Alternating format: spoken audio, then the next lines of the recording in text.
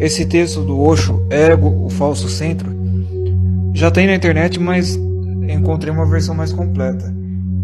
A fonte é saindodamatrix.com.br. Então vou iniciar a leitura.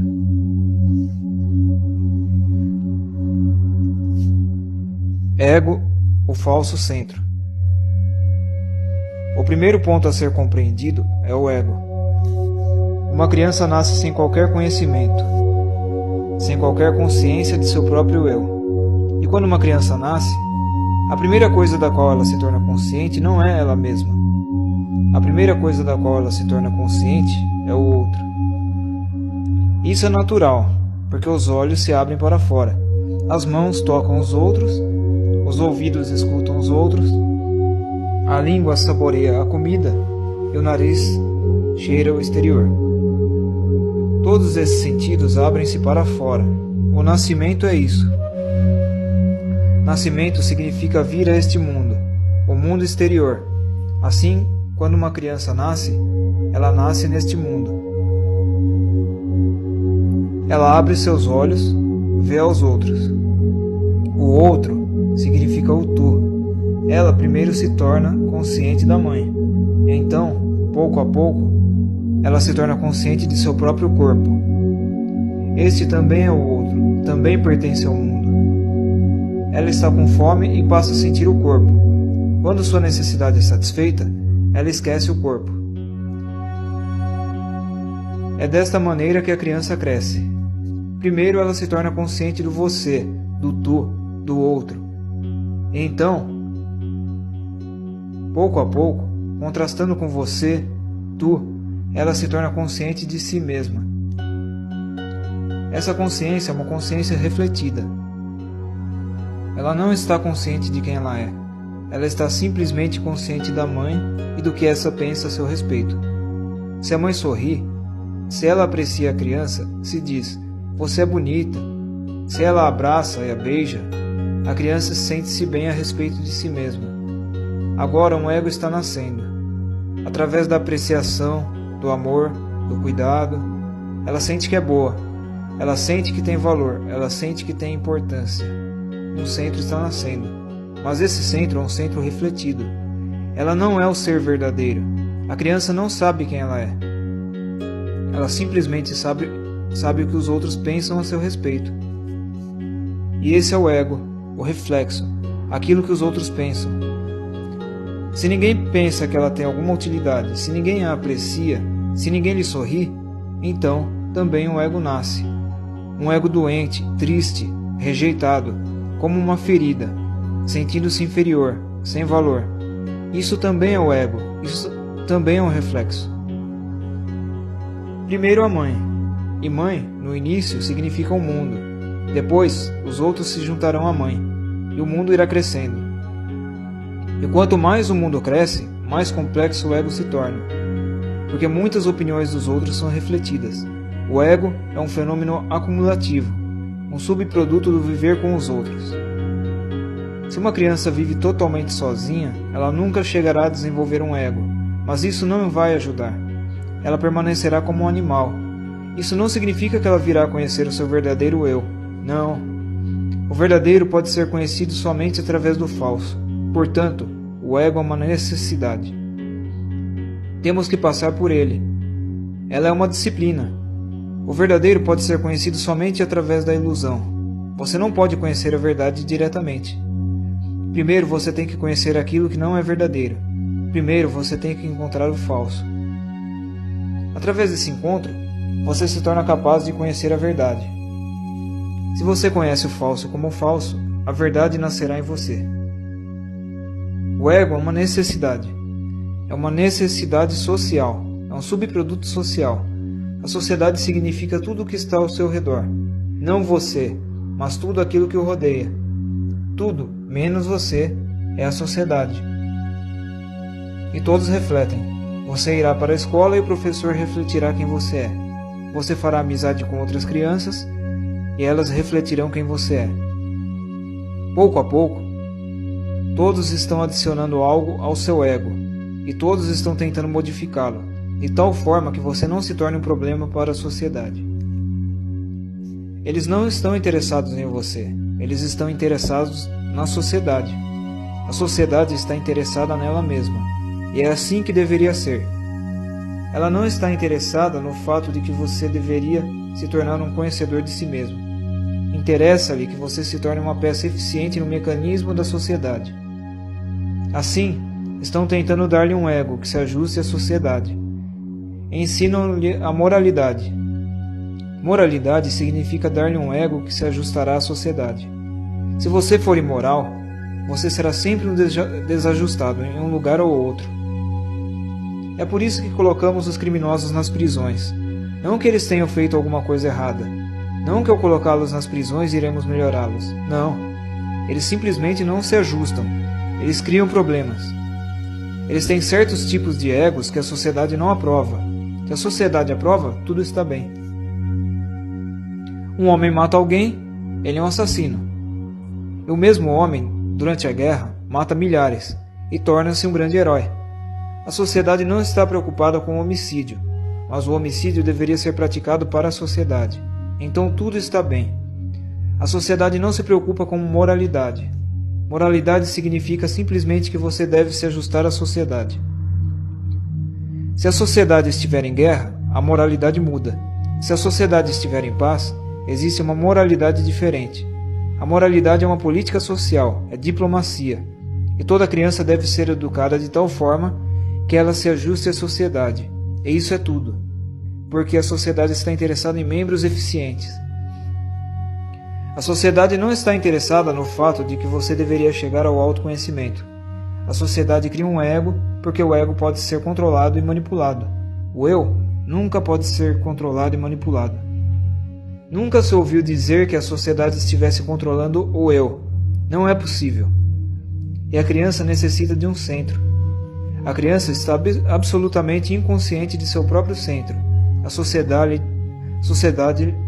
lhe dá um centro e a criança, pouco a pouco, fica convencida de que este é o seu centro, o ego dado pela sociedade. Uma criança volta para casa. Se ela foi o primeiro aluno de sua classe, a família inteira fica feliz. Você a abraça e a beija, e você coloca a criança no colo e começa a dançar e diz: "Que linda criança, você é um motivo de orgulho para nós." Você está dando um ego a ela, um ego sutil. E se a criança chega em casa abatida, fracassada, um fiasco, ela não pode passar ou ela tirou o último lugar, então ninguém a aprecia e a criança sente-se rejeitada. Ela tentará com mais afinco na próxima vez, porque o centro se sente abalado. O ego está sempre abalado, sempre à procura de alimento, de alguém que o aprecie. É por isso que você está continuamente pedindo atenção. Ouvi contar, Mullah Nasruddin e sua esposa estavam saindo de uma festa, e Mullah disse: "Querida, alguma vez alguém já lhe disse que você é fascinante, linda, maravilhosa?" Sua esposa sentiu-se muito, muito bem, ficou muito feliz. Ela disse: "Eu me pergunto por que ninguém jamais me disse isso." Nasruddin disse: "Mas então de onde você tirou essa ideia?" Você obtém dos outros a ideia de quem você é. Não é uma experiência direta. É dos outros que você obtém a ideia de quem você é. Eles modelam seu centro. Esse centro é falso, porque você contém o seu centro verdadeiro. Este não é da conta de ninguém. Ninguém o modela. Você vem com ele, você nasce com ele. Assim, você tem dois centros. Um centro com o qual você vem, que lhe é dado pela própria existência. Este é o eu. E o outro centro, que lhe é dado pela sociedade, o ego. Ele é algo falso. E é um grande truque. Através do ego, a sociedade está controlando você. Você tem que se comportar de uma certa maneira, porque somente então a sociedade o aprecia. Você tem que caminhar de uma certa maneira, você tem que rir de uma certa maneira, você tem que seguir determinadas condutas, uma moralidade, um código. Somente então a sociedade o apreciará. E se ela não o fizer, o seu ego ficará abalado. E quando o ego fica abalado, você já não sabe onde está, quem você é. Os outros lhe deram a ideia. Essa ideia é o ego. Tente entendê-lo o mais profundamente possível, porque ele tem que ser jogado fora. E a menos que você o jogue fora, nunca será capaz de alcançar o eu.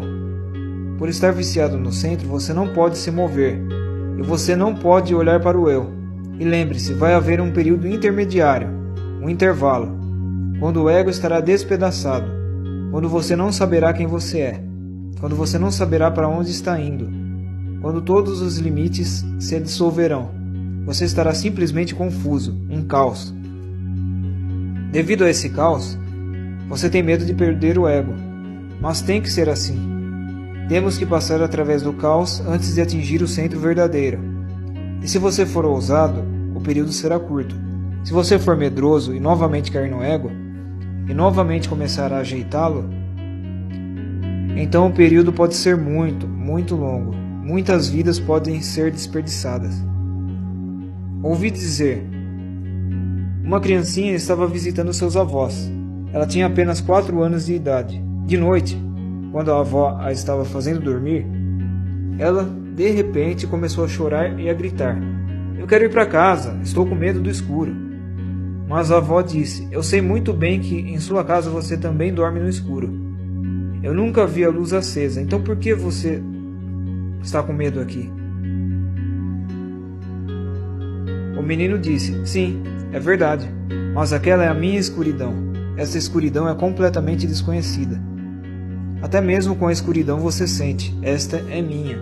Do lado de fora, uma escuridão desconhecida. Com o ego você sente, esta é a minha escuridão. Pode ser problemática, pode criar muitos tormentos, mas ainda assim é minha. Alguma coisa em que se segurar, alguma coisa em que se agarrar, alguma coisa sob os pés. Você não está em um vácuo, não está em um vazio. Você pode ser infeliz, mas pelo menos você é. Até mesmo o ser infeliz lhe dá a sensação de eu sou. Afastando-se disso, o medo toma conta. Você começa a sentir medo da escuridão desconhecida e do caos. Porque a sociedade conseguiu clarear uma pequena parte do seu ser. É o mesmo que penetrar em uma floresta. Você faz uma pequena clareira, você limpa um pedaço de terra, você faz um cercado, você faz uma pequena cabana, você faz um pequeno jardim, um gramado, e você sente-se bem. Além de sua cerca, a floresta, a selva. Aqui tudo está bem, você planejou tudo. Foi assim que aconteceu. A sociedade abriu uma pequena clareira em sua consciência. Ela limpou apenas uma pequena parte completamente e cercou-a. Tudo está bem ali.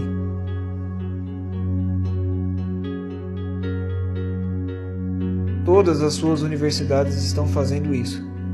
Toda a cultura e todo o condicionamento visam apenas limpar uma parte, para que você possa se sentir em casa ali. E então você passa a sentir medo. Além da cerca existe perigo. Além da cerca você é, tal como dentro da cerca você é. E sua mente consciente é apenas uma parte, 1/10 de todo o seu ser. 9/10 estão aguardando no escuro, e dentro desses 9/10, em algum lugar, o seu centro verdadeiro está oculto. Precisamos ser ousados, corajosos, precisamos dar um passo para o desconhecido. Por um certo tempo, todos os limites ficarão perdidos. Por um certo tempo, você vai sentir-se atordoado. Por um certo tempo, você vai sentir-se muito amedrontado e abalado, como se tivesse havido um terremoto. Mas se você for corajoso e não voltar para trás, se você não voltar a cair no ego, mas for sempre em frente, existe um centro oculto dentro de você, um centro que você tem carregado por muitas vidas. Esta é a sua alma, o eu. Uma vez que você se aproxime dele, tudo muda, tudo volta a se assentar novamente. Mas agora esse assentamento não é feito pela sociedade. Agora tudo se torna um cosmos, e não um caos. Nasce uma nova ordem. Mas esta não é a ordem da sociedade, é a própria ordem da existência. É o que Buda chama de Dharma, Lao Tse chama de Tao, Heráclito chama de Logos. Não é feita pelo homem, é a própria ordem da existência. Então, de repente, tudo volta a ficar belo, e pela primeira vez, realmente belo. Porque as coisas feitas pelo homem não podem ser belas. No máximo você pode esconder a feiura delas, isso é tudo. Você pode enfeitá-las, mas elas nunca podem ser belas. A diferença é a mesma que existe entre uma flor verdadeira e uma flor de plástico ou de papel. O ego é uma flor de plástico, morta.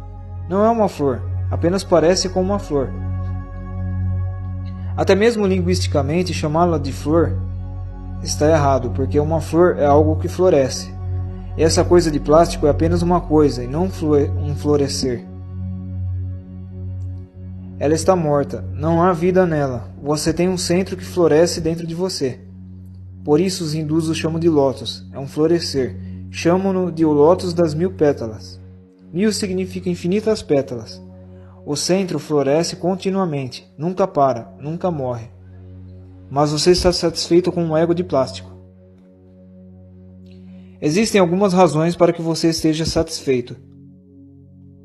Com uma coisa morta existem muitas vantagens. Uma é que a coisa morta nunca morre, não pode, nunca esteve viva. Assim você pode ter flores de plástico e de certa forma elas são boas. Elas são permanentes, não são eternas, mas são permanentes. A flor verdadeira, a flor que está lá fora no jardim, é eterna, mas não é permanente. E o eterno tem uma maneira própria de ser eterno. A maneira do eterno é nascer muitas e muitas vezes e morrer. Através da morte, o eterno se renova, rejuvenesce. Para nós, parece que a flor morreu. Ela nunca morre, ela simplesmente troca de corpo. Assim está sempre fresca. Ela deixa o velho corpo e entra em um corpo novo. Ela floresce em algum outro lugar. Nunca deixa de estar florescendo. Mas não podemos ver a continuidade porque a continuidade é invisível. Vemos somente uma flor, outra flor. Nunca vemos a continuidade. Trata-se da mesma flor que floresceu ontem. Trata-se do mesmo sol, mas em um traje diferente. O ego tem uma certa qualidade, ele está morto, é de plástico. E é muito fácil obtê-lo, porque os outros o dão a você. Você não o precisa procurar, a busca não é necessária para ele. Por isso, a menos que você se torne um buscador à procura do desconhecido, você ainda não terá se tornado um indivíduo. Você é simplesmente uma parte da multidão. Você é apenas uma turba. Quando você não tem um centro autêntico, como você pode ser um indivíduo? O ego não é individual. O ego é um fenômeno social. Ele é a sociedade, não é você. Mas ele lhe dá um papel na sociedade, uma posição na sociedade. E se você ficar satisfeito com ele, você perderá toda a oportunidade de encontrar o eu. E por isso você é tão infeliz. Com uma vida de plástico, como você pode ser feliz? Com uma vida falsa, como você pode ser estático e bem-aventurado? Esse ego cria muitos tormentos, milhões deles. Você não pode ver porque se trata da sua escuridão. Você está em harmonia com ela. Você nunca reparou que todos os tipos de tormentos acontecem através do ego? Ele não o pode tornar abençoado. Ele pode somente torná-lo infeliz. O ego é o inferno. Sempre que você estiver sofrendo, tente simplesmente observar e analisar, e você descobrirá que, em algum lugar, o ego é a causa do sofrimento, e o ego continua encontrando motivos para sofrer. Uma vez, eu estava hospedado na casa de Mullah Nasruddin.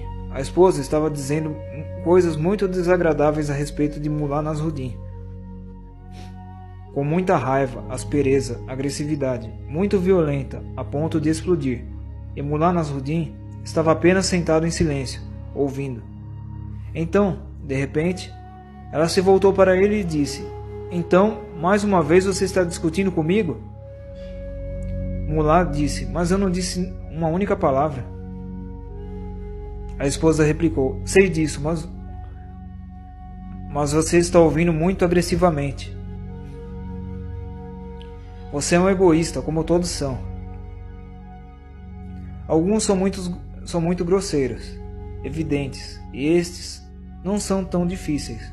Outros são muito sutis, profundos, e estes são os verdadeiros problemas. O ego entra em conflito com outros continuamente, porque cada ego está extremamente inseguro de si mesmo. Tem que estar, ele é uma coisa falsa. Quando você nada tem nas mãos, mas acredita ter algo, então haverá um problema. Se alguém disser, não há nada, imediatamente começa a briga, porque você também sente que não há nada. O outro o torna consciente desse fato. O ego é falso, ele não é nada. Você também sabe disso. E você também sabe isso. Como você pode deixar de saber isso? É impossível. Um ser consciente, como pode ele deixar de saber que o ego é simplesmente falso? Então os outros dizem que não existe nada, e sempre que os outros dizem que não existe nada, eles batem numa ferida. Eles dizem uma verdade, e nada fere tanto quanto a verdade. Você tem que se defender, porque se você não se defender, se não se torna defensivo, onde estará você? Você estará perdido. A identidade estará rompida. Assim, você tem que se defender e lutar. Este é o conflito. Um homem que alcança o eu nunca se encontra em conflito algum. Outros podem vir e entrar em choque com ele, mas ele nunca está em conflito com ninguém. Aconteceu de um mestre Zen estar passando por uma rua. Um homem veio correndo e o golpeou duramente. O mestre caiu. Logo se levantou e voltou a caminhar na mesma direção na qual estava indo antes, sem nem ao menos olhar para trás. Um discípulo estava com o mestre. Ele ficou simplesmente chocado. Ele disse: "Quem é esse homem? O que significa isso? Se a gente vive desta maneira, qualquer um pode vir nos matar. E você nem ao menos olhou para aquela pessoa? Quem é ela e por que ela fez isso?" O mestre disse: "Isso é problema dela, não meu. Você pode entrar em choque com um iluminado, mas esse é seu problema, não dele. E se você fica ferido nesse choque, isso também é problema seu. Ele não o pode ferir. É como bater contra uma parede, você ficará machucado. Mas a parede não machucou. O ego sempre está procurando por algum problema. Por quê? Porque se ninguém lhe dá atenção, o ego sente fome. Ele vive de atenção. Assim, mesmo se alguém estiver brigando e com raiva de você, mesmo isso é bom, pois pelo menos você está recebendo atenção. Se alguém o ama, isso está bem. Se alguém não o está amando, então até mesmo a raiva servirá. Pelo menos a atenção chega até você. Mas se ninguém estiver lhe dando qualquer atenção, se ninguém pensa que você é alguém importante, digno de nota, então como você vai alimentar o seu ego? A atenção dos outros é necessária. Você atrai a atenção dos outros de milhões de maneiras. Veste-se de um certo jeito, tenta parecer bonito, comporta-se bem, torna-se muito educado, transforma-se. Quando você sente o tipo de situação que está ocorrendo, você imediatamente se transforma para que as pessoas lhe deem atenção. Esta é uma forma profunda de mendicância. Um verdadeiro mendigo é aquele que pede e exige atenção. O verdadeiro imperador é aquele que vive em sua interioridade. Ele tem um centro próprio, não depende de mais ninguém. Buda sentado sob sua árvore Bodhi. Se o mundo inteiro de repente vier a desaparecer, isso fará alguma diferença para Buda? Nenhuma. Não fará diferença alguma, absolutamente. Se o mundo inteiro desaparecer, não fará diferença alguma porque ele atingiu o centro. Mas você, se sua esposa foge, se ela pede divórcio, se ela o deixa por outro, você fica totalmente em pedaços, porque ela lhe dava atenção, carinho, amor, estava sempre à sua volta, ajudando a sentir-se alguém. Todo o seu império está perdido. Você está simplesmente despedaçado. Você começa a pensar em suicídio. Por quê? Porque se a esposa o deixa, você deveria cometer suicídio. Porque se o marido a deixa, você deveria cometer suicídio. Porque você não tem um centro próprio. A esposa estava lhe dando o centro, o marido estava lhe dando o centro.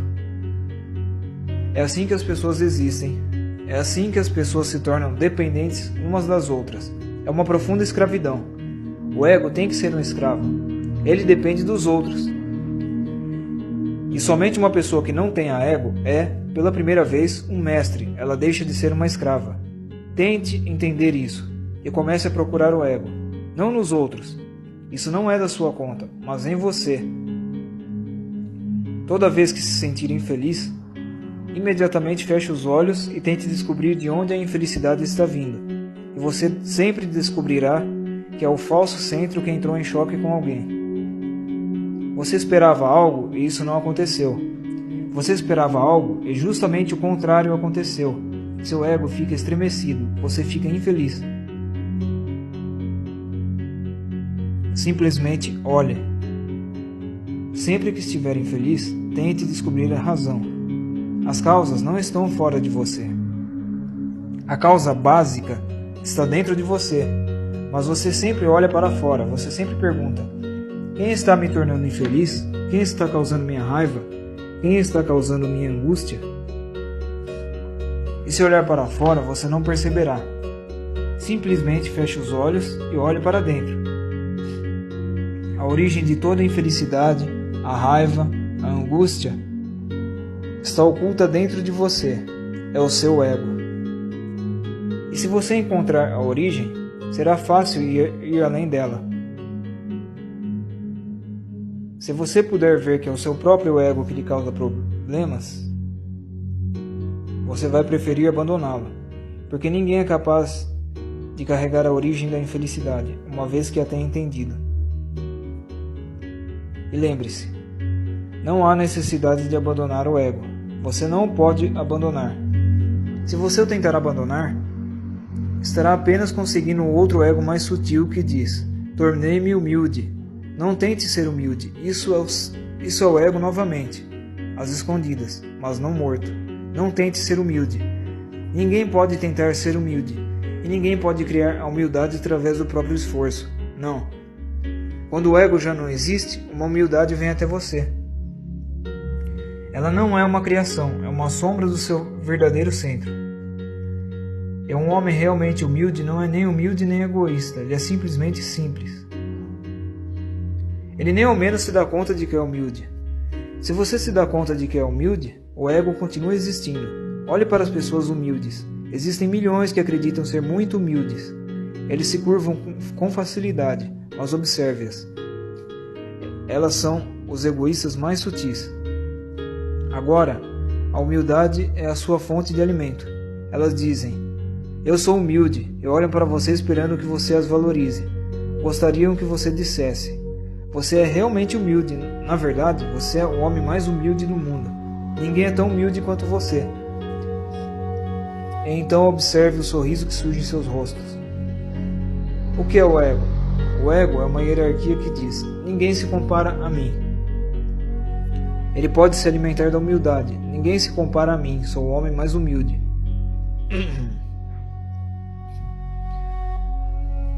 Aconteceu certa vez. Um faquir, um mendigo, estava orando em uma mesquita, de madrugada, enquanto ainda estava escuro.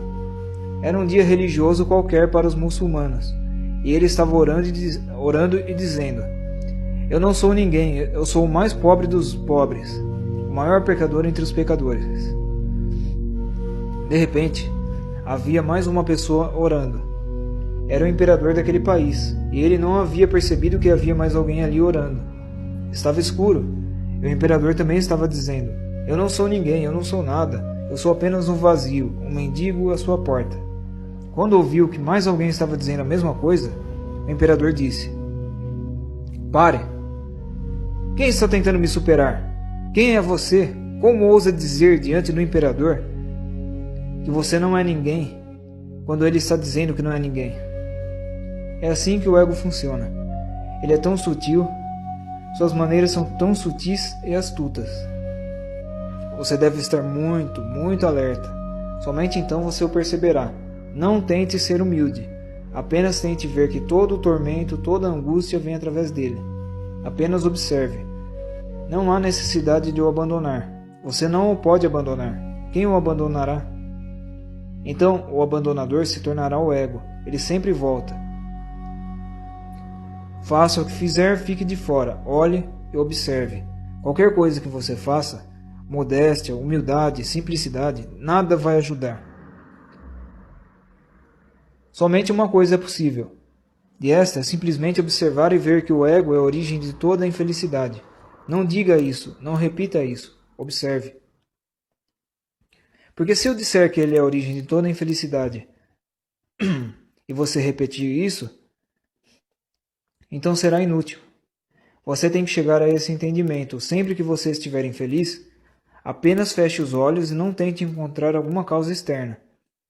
Tente perceber de onde está vindo essa miséria. Ela está vindo do seu próprio ego. Se você continuamente percebe e compreende, e a compreensão de que o ego é a causa chega a se tornar profundamente enraizada, um dia você repentinamente verá que ele desapareceu. Ninguém o abandona, ninguém o pode abandonar. Você simplesmente vê, ele simplesmente desapareceu, porque a própria compreensão de que o ego é a causa de toda a infelicidade se torna o abandonar. A própria compreensão significa o desaparecimento do ego. E você é tão brilhante em perceber o ego nos outros, qualquer um pode ver o ego do outro. Mas quando se trata do seu, surge o problema. Porque você não conhece o território. Você nunca viajou por ele. Todo o caminho em direção ao divino, ao supremo, tem que passar através desse território do ego. O falso tem que ser entendido como falso. A origem da miséria tem que ser entendida como a origem da miséria. Então ela simplesmente desaparece. Quando você sabe que ele é o veneno, ele desaparece. Quando você sabe que ele é o fogo, ele desaparece. Quando você sabe que este é o inferno, ele desaparece. E então você nunca diz, eu abandonei o ego. Então você simplesmente ri de toda essa história, dessa piada, pois você era o criador de toda a infelicidade. Eu estava olhando alguns desenhos de Charlie Brown. Em uma cena, ele está brincando com blocos, construindo uma casa com blocos de brinquedo. Ele está sentado no meio dos blocos, levantando as paredes. Chega um momento em que ele está cercado. Ele levantou paredes em toda a volta. E ele começa a gritar: socorro, socorro! Ele fez a coisa toda. Agora ele está cercado. Preso. Isso é infantil, mas é justamente o que você fez. Você fez uma casa e toda a sua volta. Em toda a sua volta. E agora você está gritando: socorro, socorro! E o tormento se torna 1 milhão de vezes maior, porque é os que socorrem, estando eles próprios no mesmo barco. Aconteceu de uma mulher muito atraente ir ao psiquiatra pela primeira vez. O psiquiatra disse: aproxime-se, por favor. Quando ela chegou mais perto, ele simplesmente deu um salto, abraçou e beijou a mulher. Ela ficou chocada. Então ele disse: agora sente-se. Isso resolve o meu problema. Agora, qual é o seu? O problema se multiplica, porque há pessoas que querem ajudar, estando no mesmo barco. E elas gostariam de ajudar, porque quando você ajuda alguém, o ego se sente muito bem, porque você é um grande salvador, um grande guru, um mestre. Você está ajudando tantas pessoas. Quanto maior a multidão de seus seguidores, melhor você se sente. Mas você está no mesmo barco, você não pode ajudar, pelo contrário, você prejudicará. Pessoas que ainda têm os seus próprios problemas não podem ser de muita ajuda. Somente alguém que não tenha problemas próprios o pode ajudar. Somente então existe a clareza para ver através de você. Uma mente que não tem problemas próprios pode vê-lo. Você se torna transparente. Uma mente que não tem problemas próprios pode ver através de si mesma. Por isso, ela torna-se capaz de ver através dos outros. No Ocidente, existem muitas escolas de psicanálise. Muitas escolas. E nenhuma ajuda está chegando às pessoas. Mas, em vez disso, causam danos. Porque as pessoas que estão ajudando as outras, ou tentando ajudar, ou pretendendo ser de ajuda, encontram-se no mesmo barco. É difícil ver o próprio ego. É muito fácil ver o ego dos outros. Mas esse não é o ponto. Você não os pode ajudar. Tente ver o seu próprio ego, simplesmente observe. Não tenha pressa de o abandonar, simplesmente observe. Quanto mais você observa, mais capaz você se torna. De repente, um dia, você simplesmente percebe que ele desapareceu. E quando ele desaparece por si mesmo, somente então ele realmente desaparece. Não existe outra maneira. Você não o pode abandonar prematuramente. Ele cai exatamente como uma folha seca. A árvore não está fazendo nada. Apenas uma brisa, uma situação, e a folha seca simplesmente cai. A árvore nem mesmo percebe que a folha seca caiu. Ela não faz qualquer barulho, ela não faz qualquer anúncio, nada. A folha seca simplesmente cai e se despedaça no chão. Apenas isso. Quando você tiver amadurecido através da compreensão, da consciência, e tiver sentido com totalidade que o ego é a causa de toda a sua infelicidade, um dia você simplesmente vê a folha seca caindo. Ela pousa no chão e morre por si mesma. Você não fez nada. Portanto, você não pode afirmar que você a deixou cair. Você vê que ela simplesmente desapareceu. E então, o verdadeiro centro surge. E este centro verdadeiro é a alma, o eu, o Deus, a verdade, ou como o quiser chamar. Ele é inominável. Assim, todos os nomes são bons. Você pode lhe dar qualquer nome, aquele que preferir. Extraído do livro Além das Fronteiras da Mente.